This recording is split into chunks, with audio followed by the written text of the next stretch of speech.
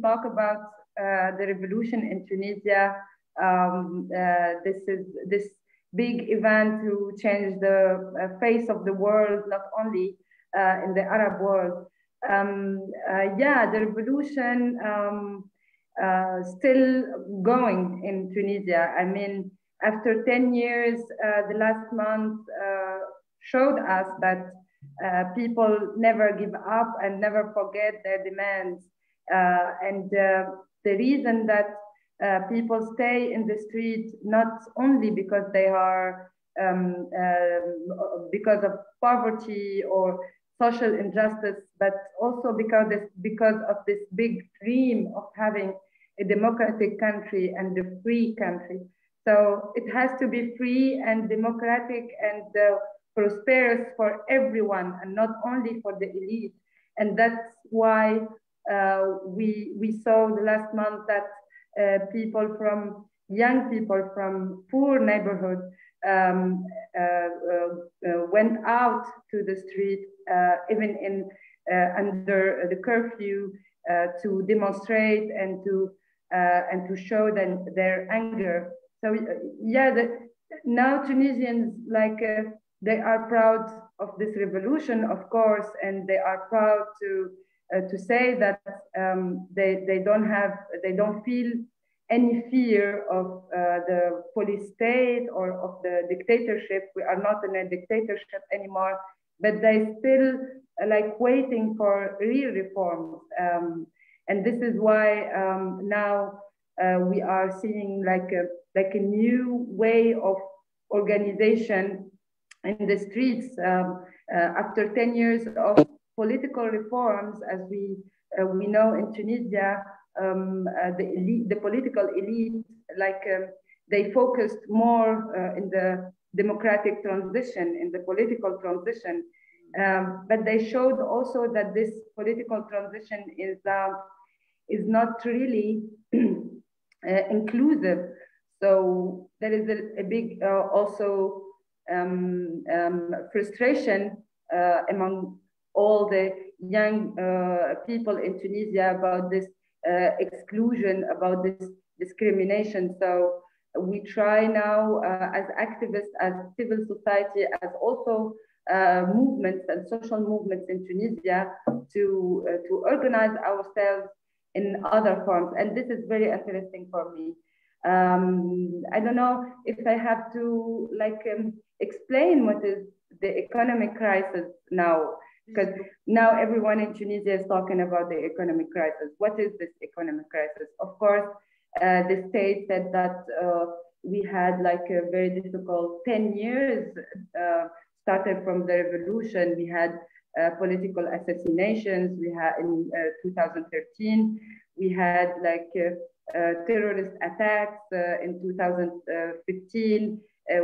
We have now the COVID-19 crisis, and we are carrying also since 2008 an economic crisis in Tunisia. But we know as Tunisians that it's not only that. We know that there is, and when we were talking about this new social contract, we know that there is a huge resistance from the political and the economic elite against even small reforms. For example, I give an example. For example, now people are looking or are asking for a new distributing of the state-owned land and neglected of large investors to landless agriculture and small-holding farmers. We are also waiting for canceling microcredit debts for poor people. These small reforms like auditing the state's natural resources, or be more transparent about the state's contracts with the colonial multinational companies. Or also we are trying to push for a real debate about the state's external debt. So these small reforms, even these small reforms, which every Tunisian can agree with. We cannot even talk about them about it in a public debate. So every time we go to the street, there is always this how to say it, this manipulation in media and in the public sphere to say that the demands are only about individual rights or about I don't know, things like for example, we saw it many times in this last month, the police, the Ministry of Interior or the government or the political parties in the government saying that this new generation doesn't know what they want, what they really want. They are only in violence. They are acting with violence and not more. So now I think it's the time for this new generation in Tunisia and for all Tunisians to think about a new way to do politics, a new way to govern, a new way to push for a real democracy from bottom to top and not in the opposite way. And I think really it's very interesting to think about it and to talk about it because it's going on now, right now in this moment. Mm. Like, for example, now there is demonstrations in some region in Tunisia by small farmers. And for the first time, I mean, we can see farmers demonstrating with political demands, with economic demands about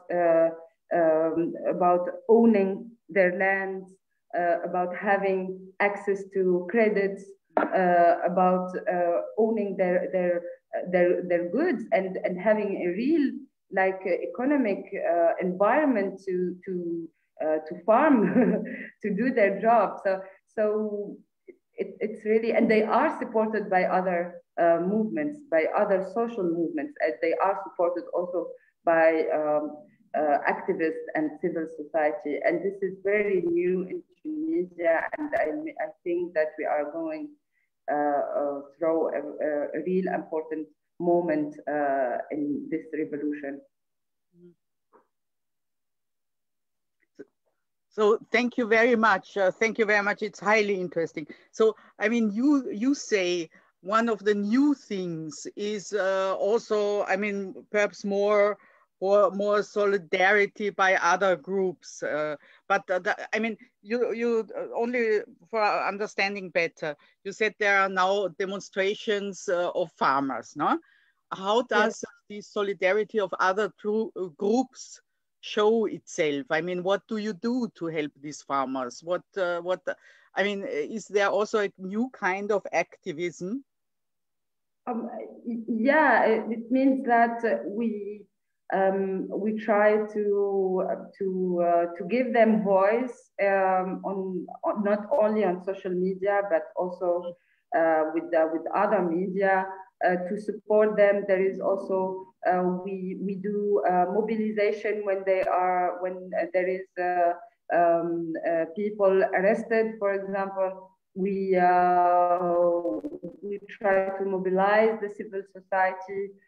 Some activists also go there from Tunis and from other regions to show their support. We organize also demonstrations, gathering to support them and to say that they are not alone. It's very important. So, and I mean, I think that since like a few months, we start to go to the street together, not separately, left-wing activists and LGBT rights activists and feminist activists, farmers or workers, and etc. And it's important to show how the police react, how the system or the regime react, and the reaction is very violent, and it shows that they fear to see people like working and coordinating together. So, of course, this solidarity will give results in terms of the political demands and a political like pressure on the government, on the parliament. Mm-hmm. I know that Tunisia has a big tradition of demonstrations. I mean, there were all the time. People always found a way to go to the street. I remember also with sometimes reasons which were not the original reasons, but under a dictatorship, you have to invent reasons in a way. So I'm a little bit surprised that you say, the solidarity is completely new, because I thought, or wasn't it there also during the revolution in 2011, or what, to make only one short view back, what was the reason that Ben Ali was toppled so quickly? I mean, it was a matter of a few weeks, wasn't it? Yeah, it was a matter of few weeks. I don't know really. maybe the regime was surprised, like was not prepared to this kind of uprising of demonstration. It, Tunisia was the first country where in the Arab world where dictatorship, under the dictatorship, normal people were in the street demonstrating against the regime in the middle of the day without fearing the police violence. And it was like huge, like in my generation and even the generation before, they never experienced that. So I think the regime was like surprised to see the number, of course, of people demonstrating in the street, and also the diversity of people demonstrating in the street. Not only poor young people from the poor neighborhood in regions, but also some parts of the elite also from the capital, and demonstrating to support them, or to say that enough of this dictatorship, enough to feeling this fear all the day, and to not have the right to talk even about random things and basic rights. So yeah, I think also Ben Ali's dictatorship has had arrived in some like limits, its own limits. It was in the last 3 or 4, in the last 3 years, it was like something unbelievable in terms of propaganda, in terms of lies, in terms of frustration.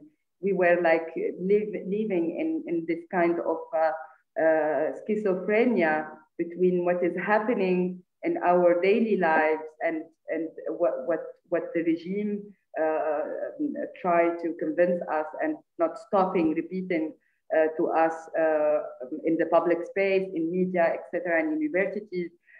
So there was like a lot of frustration because the regime didn't succeed to have its own reform, even to allow people to speak up about what they are thinking of, or their real suffering, or even to try to express really themselves. So at this time, I was not surprised that Ben Ali left, because when the demonstrations started in Sidi Bouzid and in Kasserine, 2 regions in middle of south of Tunisia, 4 hours driving from Tunis, I knew that something big will happen in the country, especially when the demonstration started in Tunis 2 weeks later. So yeah, we were like talking all the time on Facebook, on social media, in forums, in cafes, in bars. We were talking, we were waiting for something to happen even before Bouazizi put himself in fire. We were talking about something like the end of something and the beginning of something new. So yeah, I think that's why Ben Ali left so quickly. I think he was not prepared, and the regime understood that there is no choice because people were really determined to fight against Ben Ali's regime. Thank you very much. I have already some interesting questions, but I want to organize the whole thing, of course. So, I mean,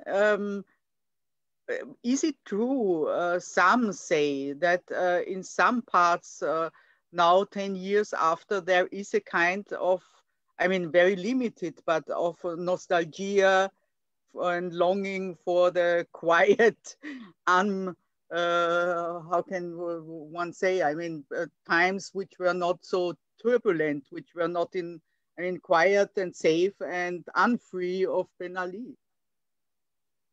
Yeah, there is always nostalgia, of course. It is a very normal phenomenon everywhere, not only in Tunisia. There is two types of nostalgia. Okay, there is the first one is caused by is the result of a lot of manipulation in media. Mm-hmm. As you know, I have to explain also to the audience that although we did the revolution, although we have a new constitution reforms, but we did not reform media in Tunisia. So the public service is very weak, very corrupt, not credible, and the private media is owned by political parties or powerful businessmen. So every media has his own agenda, and almost all TV or radio, they are against the revolution, I can say. So they started just the day next Ben Ali, next the 14th January, to attack the revolution and to show that we did the wrong decision. It's not good to go to the street. It's the chaos everywhere, and we have to stop that. And no. And then they started to like invite and to have like old figures of the old regime in media talking about how the Ben Ali regime was great and it was all a mistake, and we have to go back to this system because everything now is falling apart. So I understand people when you have no access to knowledge, when you have no access to the movement and civil society and what is happening really in the country, and you only watch TV, you will like be influenced by these opinions, and you will start to think that this is all a mistake. Of course, in addition, every Tunisian is experiencing now a very hard life with a very everything is costing 5 times more than before, and the economic crisis is really hard on everyone. So in comparison, yes, people, they will say we are tired, we don't want to have any other revolution, or we don't want to continue. All we want to have is economy, is prosperity and everything. And the other part, of course, we have to say that half of Tunisians were with Ben Ali.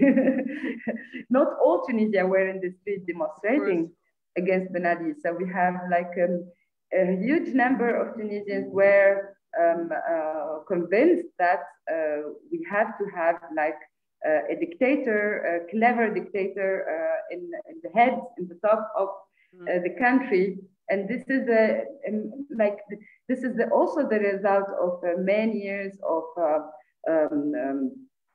colonization, of education under the first dictatorship, who is Habib Bourguiba, despite all the reforms he did, and of course the huge work he did to have a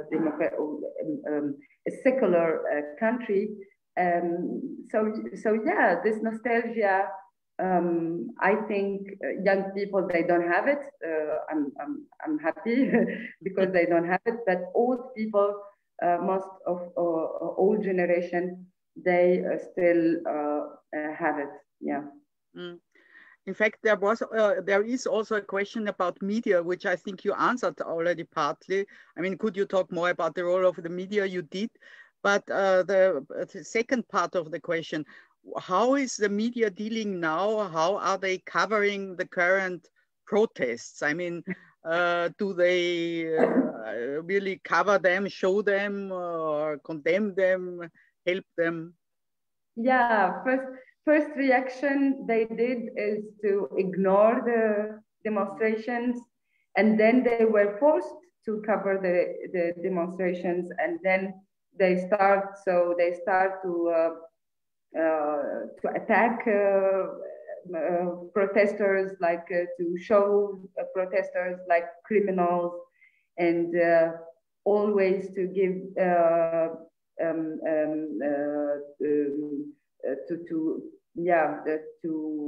to invite only responsibles or people from the Ministry of Interior. A lot of lies about the demonstrators, like they are violent, they are stealing goods, they don't have any demands, they are only maybe terrorists, they are against the state, they want chaos and everything. So this whole like speech about criminalization of the social movements, every year we saw it in the TV and in media, and at the end also, even when they are forced to invite someone from the social movement, they invite like someone who is like not representing well, or not from the social movement, to talk in behalf of people. And yeah, it shows that the regime, like the system now, or the government, is still afraid of people demonstrating. And when you say like Tunisia has an old tradition of demonstration, we believe in Tunisia that democracy is not only elections. And I'm very happy about that, because when I hear someone from Nahda or from a political party who is leading now the government, and they said, you don't have the right to demonstrate because we have elections, you have to like wait 4 years, in 4 years, and you express yourself. I think that it is a wrong way to understand democracy. Democracy is participation, is daily participation, is people and citizens who are aware and who are asking the government and the parliament every day about their decisions, and to express ourselves about the future and what is happening in their closed doors behind their the walls they are putting every day.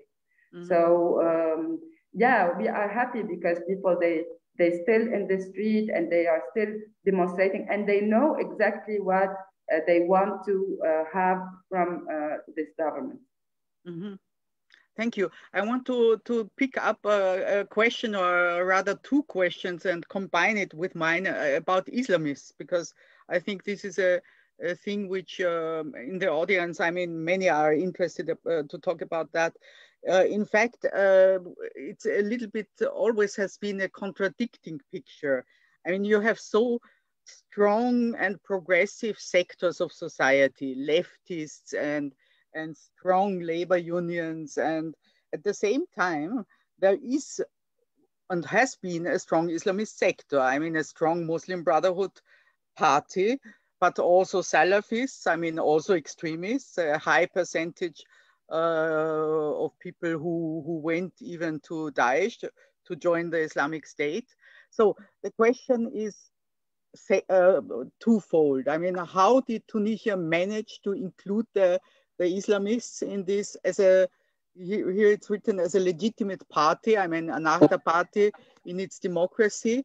And the second part of the question is, how is it, I mean, in the society, is there social pressure coming from Islamists, and especially, of course, on women today?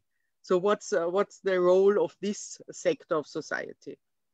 Okay, so about the first part of the question, I remember in 2011 when Ennahda was finally allowed as an Islamist party to do politics and to exist like any other party. I was very happy as a leftist activist, as a journalist, as a citizen. I was happy because the dictatorship was over. No one no more has to hide or to leave the country because because his beliefs and his ideology. So we were happy as Tunisians, most of us, and it was good to see a free election with Islamists and with leftists and with right also, and a very diverse panorama of political parties participating in elections. So of course, the Islamist has the right to participate and to be in the government and to lead the country. But then what was interesting to see and to experience in Tunisia is that what Ben Ali failed to do during 13 years, the democracy succeeded to do. Like in only 6 years, most of the electors of Ennahda realized that Ennahda is not different. It's not different from the old regime, for example.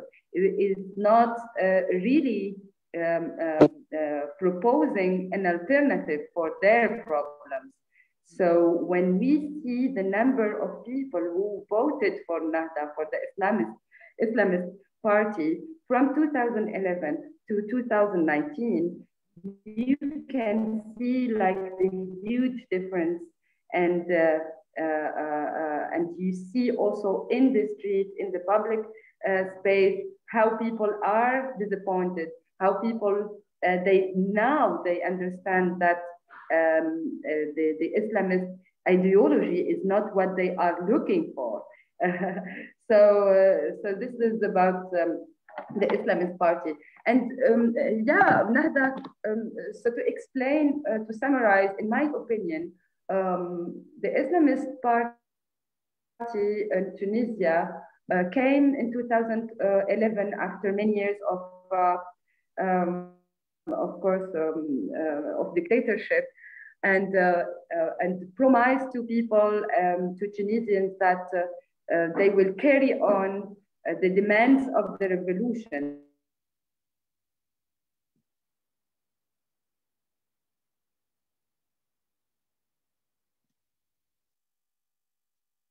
In discrimination between regions, they will help and put strategies to young people to have decent jobs and etc. It was not true. So when we saw in reality in this last 10 years is that Nahda took or carry on with Ben Ali's policies, and they didn't try even to do reforms.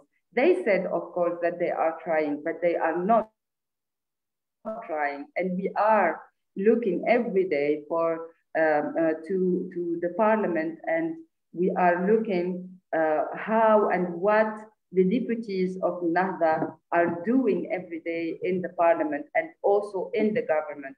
So people, they know today that the Islamist ideology is not the solution for their problems. And so it leads us to the second part of the question and the social pressure or the pressure of the Islamist ideology in the society. Of course, this is a huge struggle, and this is our fight every day, not only since 2011, but even before. This conservatism starting from and coming from Qatar and Saudi Arabia and this big international forces like Turkey and Saudi Arabia, etc. They exist even under Ben Ali, and we saw it in the TV, in the education programs, in the mosques, everywhere, and the fight still go on. The civil society in every region in Tunisia is fighting against this conservatism and against this going back to the Islamist practices, and I think for now we are doing well. There is a lot of work with the civil society on extremism, for example. Even that the big failure is always the state in Tunisia. The state is not doing anything in terms of education, entertainment, or helping young people in public space to have something like sports or culture or arts. But we are trying as civil society to do it and to have to lead or to invite the young people, especially in poor neighborhoods, to a debate about extremism, to see other alternatives like sports, also media. Now we have a lot of clubs doing videos and doing new local media on YouTube, or arts like painting or rap or other street arts. Mm-hmm.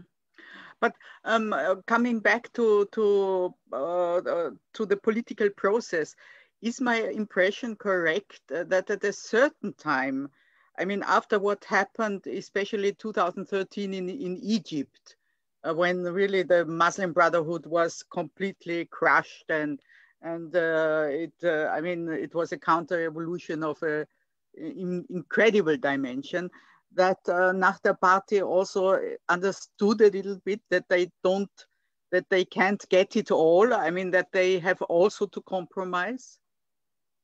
Yeah, there is a bit. Yeah, I think what happened in 2013 in Tunisia was a lot influenced by what happened in Egypt. Everyone in Tunisia was watching and was negotiating with taking in consideration what happened in Egypt, and Nahda stood back and somehow because also the situation of the brotherhoods in Egypt, of course. But not only that, I think what happened also in 2013 in Tunisia, two assassinations. Important thing to understand is that the majority of Tunisians, but all Tunisians, were very afraid of these assassinations. It was the first time in our history to have this kind of assassination. And also after the revolution, it was shocking for everyone. And after that, we had like a coalition, a big coalition just against Nahda and the Islamist party. So Nahda was like obliged to stood back and to share and to let other political forces participate in the debate and in the transition. Mm-hmm. This is very interesting. A side question. What's the difference? I mean, what's the role of the army in Tunisia? Because of course, in the Egyptian 10 years after the revolution, it played a very, very big role. Yeah, in Tunisia, Tunisia is a police state, not an army state. It's a long story, okay, since the Bourguiba's regime and then Ben Ali's regime. Ben Ali is a police also officer, so he came to the presidency from the Ministry of Interior. So he was a very powerful man in officer in the Ministry of Interior. So. But also Bourguiba gave a more important role to the Ministry of Interior in the country than the army. So, yeah, we can say that we cannot compare the army in Tunisia and the army in Egypt, but still Tunisia is a police state until now. We fear the police, and they have a political role, unfortunately, in the country. As not as the army, I cannot compare, but, once again, but still we have this déséquilibre, if I can say, with the police, with the Ministry of Interior in Tunisia. Mm-hmm. But the army is not, it's not playing any role. Yeah. Only like you can replace the army with the police. And Interior Ministry. Well, yeah. I want to come back because I don't want to forget the questions here, but it's all excellent questions, and I thank our audience. I mean, because we talked also about Egypt and so on. One question is, I mean, how does Tunisia manage not to be destabilized by the events in the neighboring countries, namely Libya and Algeria? And this question starts with the sentence, Tunisia is always the game changer in the Arab world. I mean, which is true in a certain respect, because you really had kind of reforms which were unheard of, I mean, quite early. And it's always on avant-garde. But what about the neighboring countries, especially, of course, Libya, which is a mess? Also, yeah. Algeria is a mess, but in a different way. Yeah, I think sometimes I think that Tunisia is the exception, because everyone in the region, especially towards Libya and Algeria and what is happening in Egypt, everyone agreed to keep Tunisia as an exception, you know. We have to also say that Libya is one of the most important countries in the region, and the war is happening now is a very important war in a geopolitical level. So it's very important also to have a quiet and stable country just near to it, like Tunisia. but yeah, it's very unfortunate that we are not really talking about what is happening in Libya. The people in Libya started to go in the street like Tunisians, exactly like Tunisians, peacefully, and their demands were exactly the same, our demands, freedom, democracy, and dignity. And then we know what happened then, and we know how the path Libya choose or was forced to choose to choose, unfortunately, by the NATO and by foreign countries, and still civil society in Libya fighting for a peaceful and for peace in their country, still victims, especially women and children, waiting for peace and waiting for real reforms without this mess, like everyone is wanting like to lead the country, and there is no way to have a real debate between Libyans and only Libyans. But my impression is perhaps correct that after, I mean, trying to, and not only trying, but succeeding in influencing the politics in Tripolis also, I mean, Turkey tried to influence, to gain influence also in Tunisia, for example. Yeah, of course, not only Turkey, but also many other countries. Mm-hmm. Now, like, it's very obvious to everyone who is watching the political scene in Tunisia to see the Emirates, the Qatar, the Saudi Arabia, France. Everyone is want to influence the transitional the political transition in Tunisia. It's a new like republic. It's a change, a political change in Tunisia. It's a new political elite. So everyone want to have their own agenda in Tunisia. Also, we saw many Arab countries not happy about the revolution succeeding in Tunisia, because when we had, like, for example, a new constitution or a new parliament, the first day after the elections, and the parliament was there, and all the world was watching us, we saw in many Arab countries media insulting us as Tunisians and saying that it's a lie, it's not democracy, and They are afraid that their people ask for the same rights, for a democracy like we did. So not every country, foreign country, especially the Arab in the Arab world, is happy about the Tunisian revolution, and we know why. Mm-hmm.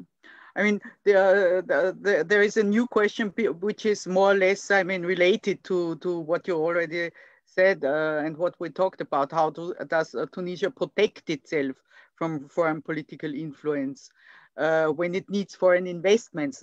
So this is important. This is new. Yeah. And it's really also, it's a very good question, because it leads us also to the international economic environment. I mean, Tunisia has to cope with. I mean, what's another question? What's the International Monetary Fund stance towards Tunisia? Where does come money from? I mean, international money, international institutions, and who is? I mean, I'm not sure that you said the government should grant microcredits. I'm not sure that somebody is granting microcredits, but the question is, who is granting microcredits? So if you just talk a little bit about the economy and the attempts from outside to rule via finance and economy from outside. Yeah. So, so about the economic situation, I'm not sure if I understand the question, but I try to like give a view about the economic situation. First, yeah, Tunisia has a lot of external debts, and we carry like this debts from the Ben Ali's regime, the governments, the 13 governments. After Ben Ali left, they kind of refused to demand to cancel the debts, although we have proved that a huge amount of these debts were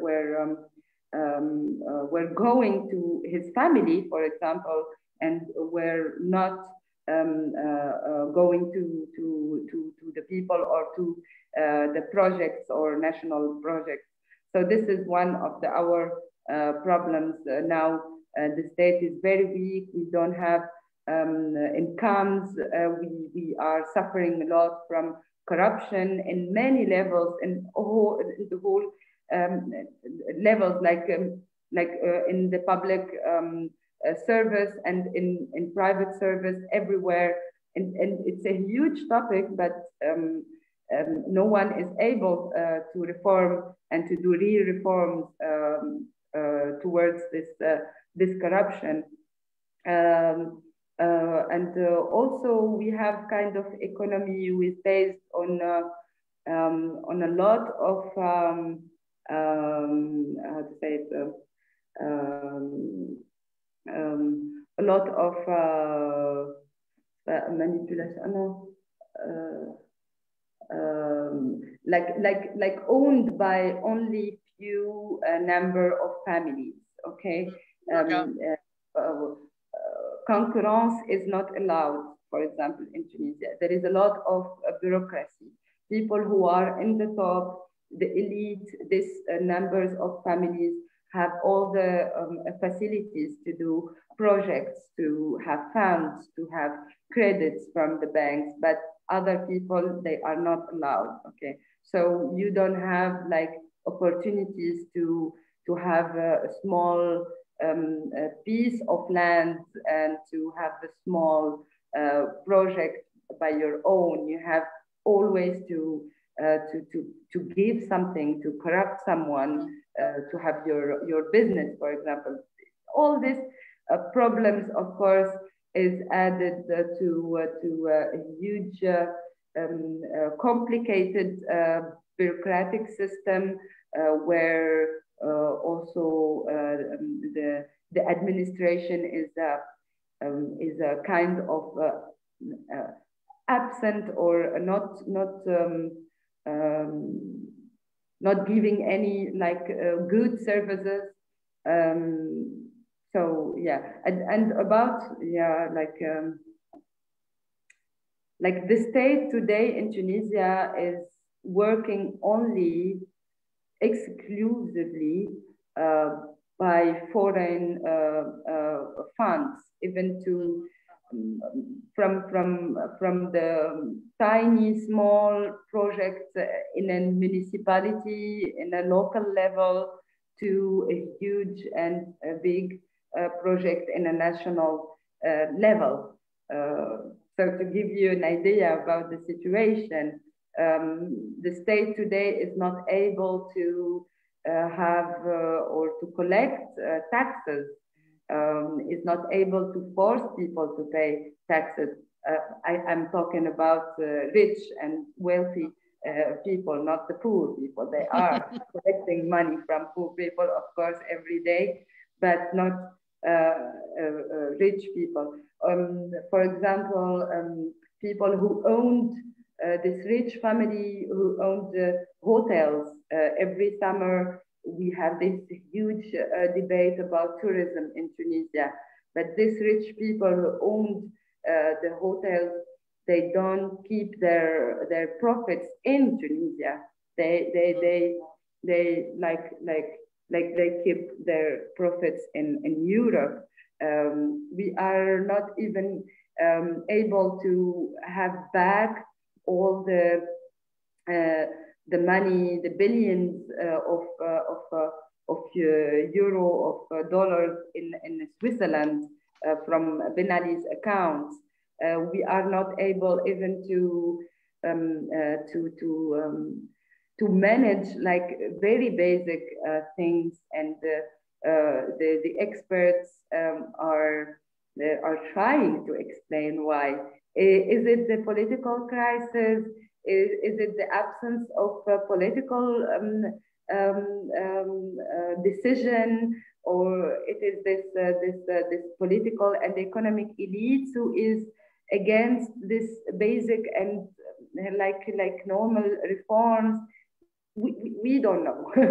I really like, maybe it's all together, but now everyone in Tunisia is looking to this direction.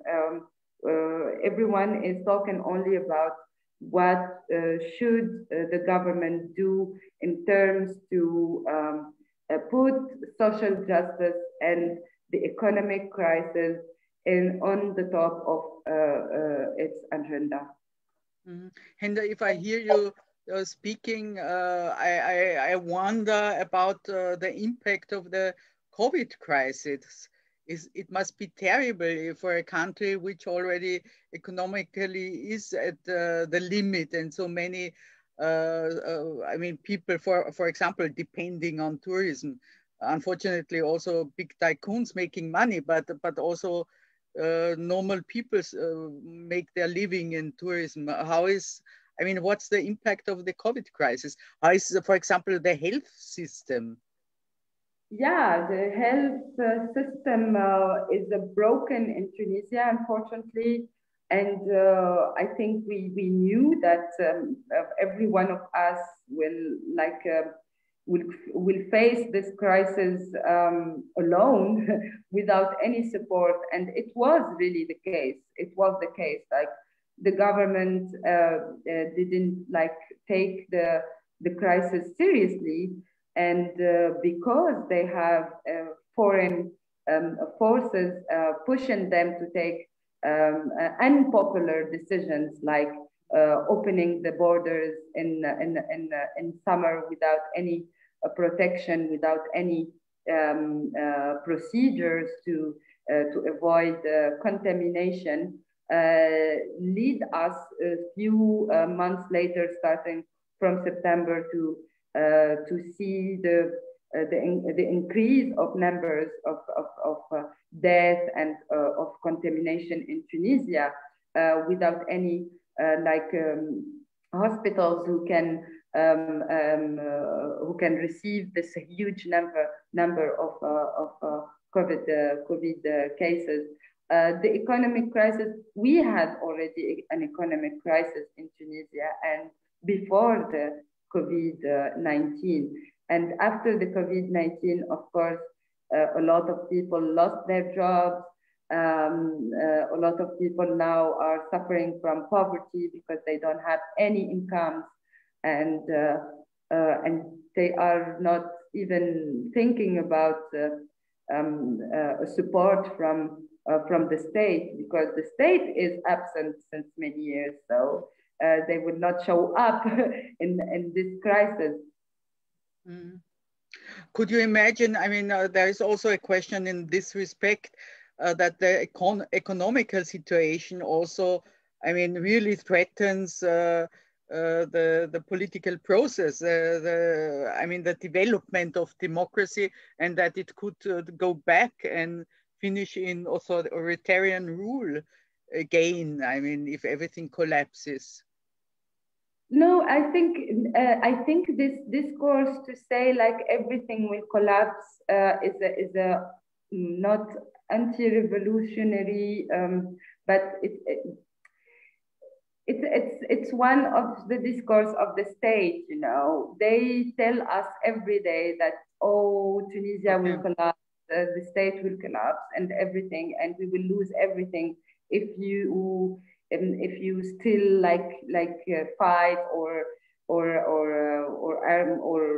attacks or criticize the government. I think nothing will collapse. I think now the struggle and people who are really struggling, they don't have anything to lose anymore. So, so the question is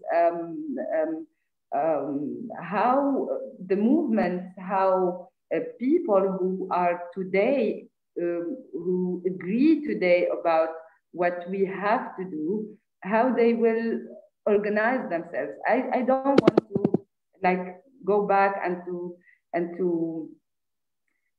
think or under this fear or of losing everything or of seeing like the state collapsing or something like that.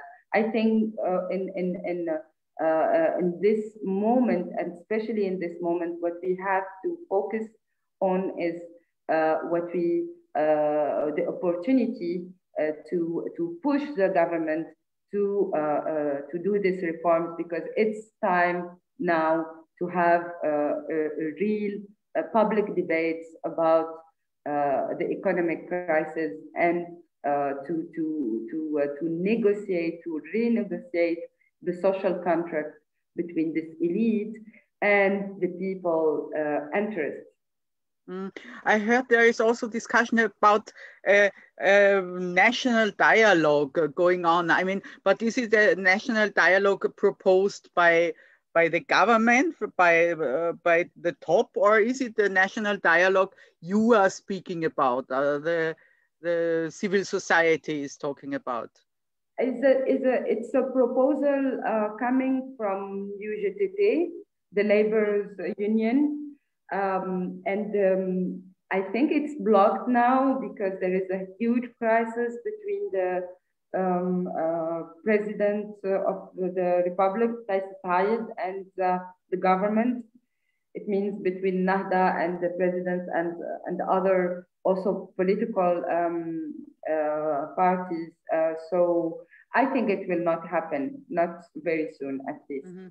Mm-hmm. But I mean, you would agree with it, even if it's not coming from, or if it comes from the union, it's from bottom, no? Bottom up. Yeah, I think I agree with the fact that the UGTT like want to have this debates about the economic crisis, and I read their statement, and they are like pushing for a public debate, for a national debate about the economic reform. So if it will be really the case, I have to support it. Yeah, of course, yeah. I mean, because you mentioned your presidential election, your president, and if I think of the presidential elections in 2019, they were not easy to understand from outside. I mean, if you forgive me, it was somehow two irritating candidates. No, one a little bit like I'm not I don't understand so much about Tunisia, but the impression was a Tunisian Berlusconi on one side. And on the other side, a very stern, a very strict man who then was, I mean, voted for by young people who perhaps don't even understand very well his very high elevated Arabic language. Or am I completely wrong? What is he? What stands he for? Yeah, Qais Said is like this mysterious professor in the university, in public university, talking always in a very classic Arabic, and talking always about people's will, young people from the revolution, and supporting social movements. Very silent. We didn't see him a lot in media, in TV, in political debates on TV. But in the same time, he is the opposite of the whole like political scene. He's independent. He doesn't have any like a political big political party. He's middle class guy, not rich, not a huge car, and he is always talking, like giving, empowering young people. Like always, he said, "I will not decide. Yeah, the Tunisian, the new generation will decide. I'm here only to hear them, to support them." Na, na, na.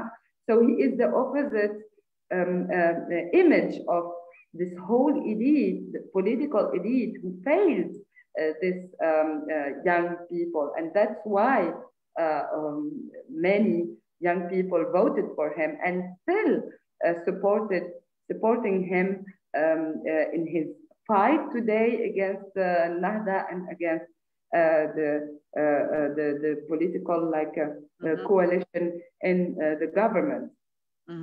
I think to remember that there are also some quite anti-Western and very critical statements from him.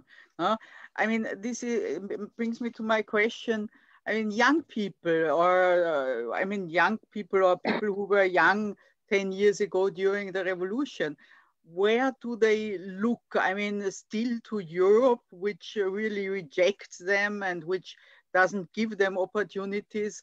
Do they still want to go to Europe? Where do they see their future? What's or even how do you see? Tunisia in 5 years, in 10 years. Where is it going? Okay, the first part of the question: why the young people in Tunisia, and me myself as a Tunisian, I think we have a very problematic relationship with Europe, and I think it comes from this the absence of a real debate about our history. Under the colonization and the consequences of the colonization, we didn't really have a real debate about what happened during this colonization, what memories we have, what also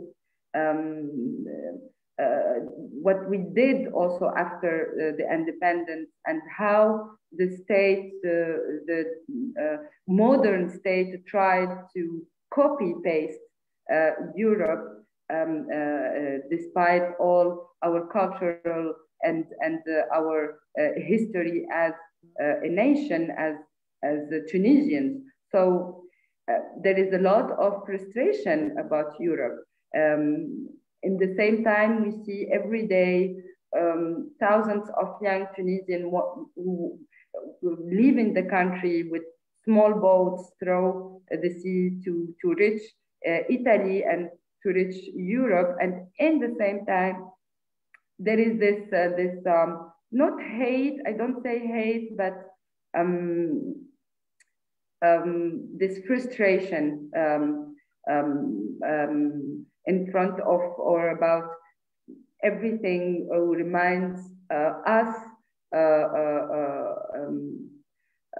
Europe, or this fear of having how to say it, of having this oppression from coming from outside. About the second question, how I see Tunisia in 5 years, it's very hard to say. I think that what is clear now for me as an activist, as a feminist, is that I know that a lot of Tunisians, even in 10 years, they will stay fighting. Mm-hmm. There is something like stable in Tunisia. This is the only thing stable in Tunisia is the resistance. People are resisting in many ways. People are resisting in the street, in their jobs, in their daily life, in organizing themselves in social movements, in trying to to participate in a local level in the public debate. Women are still fighting for a real participation in the political scene, in the civil rights movement, and so on. So I think in 5 years we will like keep the hope to a better future. I know that maybe in 5 years we will stay in the same situation, or maybe worse, or maybe better. But what is sure, what is I'm sure about is that this resistance will continue. Mm. This is already a very good way to end, of course, because also I know how tough it is to be interviewed for more than 1 hour, no? And we really appreciate your patience with us. I think it was very informative. You gave us a lot of food for thought, and I can only repeat, I hope very much that we will see you also in person one day. I mean, this Corona cannot last forever. And I think I conclude now here. And Henda, I thank you so much, and all the best for your fight as a woman, as a Tunisian, everything. Thank you so much for listening me with my bad English. It was a pleasure. Yeah, it was a big pleasure. So bye-bye, all the best. Good evening. Bye.